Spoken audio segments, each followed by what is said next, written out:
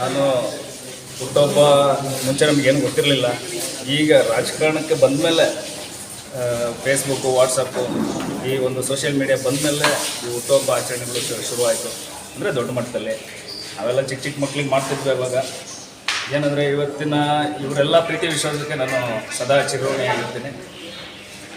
ಇವ್ರು ಯಾರನ್ನೋ ತುಂಬ ಇಷ್ಟಪಟ್ಟು ಬಂದಂಥ ನಮ್ಮ ಅಭಿಮಾನಿಗಳೆಲ್ಲ, ನಮ್ಮ ಸ್ನೇಹಿತರು, ಆತ್ಮೀಯರು, ಬಂಧುಗಳು ಅಂತ ನಾನು ಹೇಳಕ್ಕೆ ಇಷ್ಟಪಡ್ತೀನಿ. ಅವರೆಲ್ಲರಿಗೂ ನಾನು ಈ ಮೂಲಕ ನಾನು ಚಿರಋಣಿಯಾಗಿರ್ತೀನಿ. ಎಲ್ರಿಗೂ ಧನ್ಯವಾದಗಳು. ನಮ್ಮ ಬರ್ಡೆಗೆ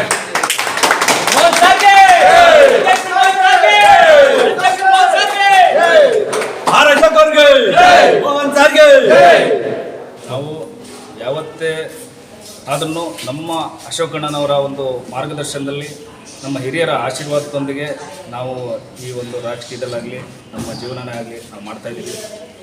ನಮ್ಮ ಅಶೋಕಣ್ಣಗೆ ಮತ್ತೊಮ್ಮೆ ಅವರ ಆಶೀರ್ವಾದ ಮೇಲಿರಲಿ. ಈ ಮೂಲಕ ನಮ್ಮ ಅಶೋಕಣ್ಣಗೂ ನಾನು ಧನ್ಯವಾದ ತಿಳಿಸ್ತಾ ಇದ್ದೀನಿ. ನಾನು ಈ ಸ್ಥಾನಕ್ಕೆ ಇಷ್ಟೆಲ್ಲ ಅಭಿಮಾನಿಗಳು ಅಂದರೆ ನಮ್ಮ ಸ್ನೇಹಿತರು ಹೊಂದಿದ್ದೀನಿ ಅಂದರೆ ಅದಕ್ಕೆ ನಮ್ಮ BJP ಪಕ್ಷ ಹಾಗೂ ನಮ್ಮ ಅಶೋಕಣ್ಣನ ಕಾರಣ. ಅವರಿಗೆ ನಾನು ಯಾವತ್ತೂ ಚಿರಋಣಿಯಾಗಿದ್ದೀನಿ. ಇವತ್ತು ಹುಟ್ಟದ ಪಕ್ಷದ ಬಗ್ಗೆ, ಸಂಘಟನೆ ಬಗ್ಗೆ ಹೇಳೋದು ಸಾಧ್ಯವಲ್ಲ. ಇರೋದ್ರಲ್ಲಿ ನಾನು ಅಧ್ಯಕ್ಷ ಸ್ಥಾನದಲ್ಲಿ ಇರೋದ್ರಿಂದ ಒಂದೆರಡು ಮಾತು ಮಾತಾಡೋಕ್ಕೆ ಇಷ್ಟಪಡ್ತೀನಿ. ಇವತ್ತು ಭಾರತೀಯ ಜನತಾ ಪಾರ್ಟಿ ಯಾವತ್ತೂ ಒಂದು ಮಾದರಿಯಾಗಿ ಒಂದು ರಾಜಕೀಯ ಮಾಡ್ಕೊಂಡು ಬಂದಿರುವಂಥ ಒಂದು ಪಕ್ಷ ಅದು. ಇವತ್ತು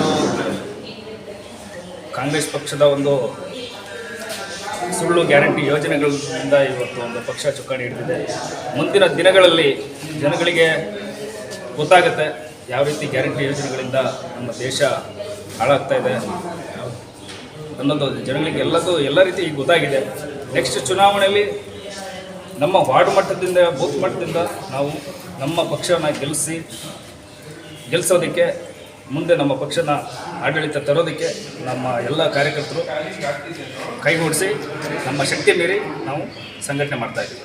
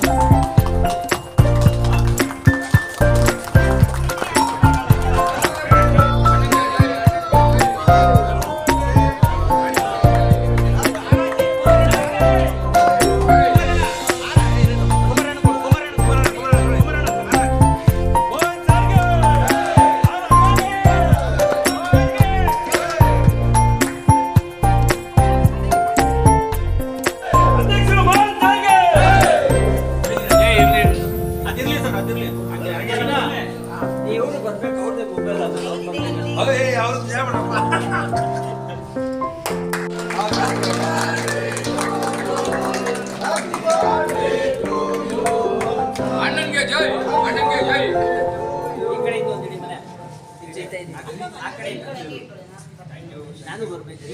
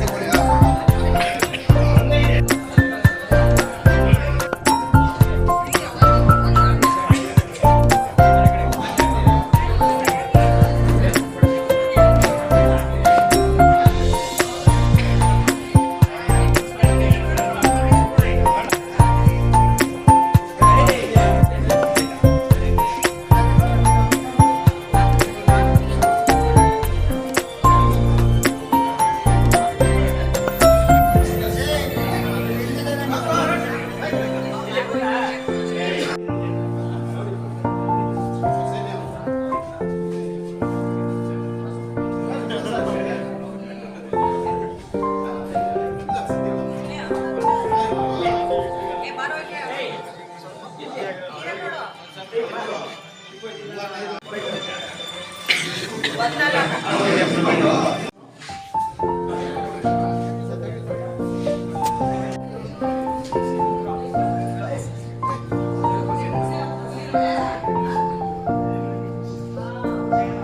ದಿನ ನಮ್ಮ ನೆಚ್ಚಿನ ಕುಮಾರಸ್ವಾಮಿ ಬಡಾವಣೆಯ ವಾರ್ಡಿನ ನಮ್ಮ ಅಧ್ಯಕ್ಷರಾದ ಮೋಹನ್ ಕುಮಾರ್ ಅವರ ಹುಟ್ಟುಹಬ್ಬದ ದಿನ ಇರೋದ್ರಿಂದ ಅವ್ರಿಗೆ ದೇವರು ಆರೋಗ್ಯ ಆಯಸ್ಸು ಅಂತಸ್ತು ಎಲ್ಲ ಕೊಟ್ಟು ಕಾಪಾಡಲಿ ಅಂತ ಆ ದೇವರಲ್ಲಿ ಕೇಳ್ಕೊತೀವಿ.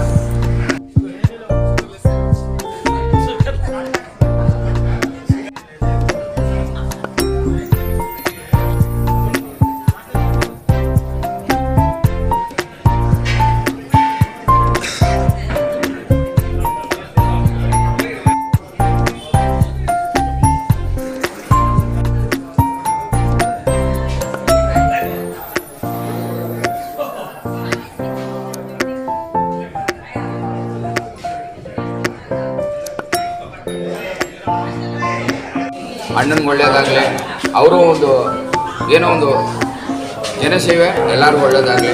ಅಣ್ಣ 100 ವರ್ಷ ಬದುಕಲಿ ಬಾಳ್ಗೆ.